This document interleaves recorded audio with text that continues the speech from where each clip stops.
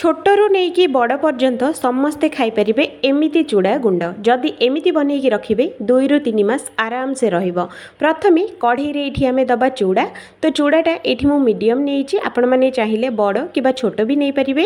तो चूड़ाटा को बढ़िया से 10 मिनिट या बढ़िया से भाजी नबा। आउ गोटे जगह को आकु चूड़ा को बाहर करि नबा।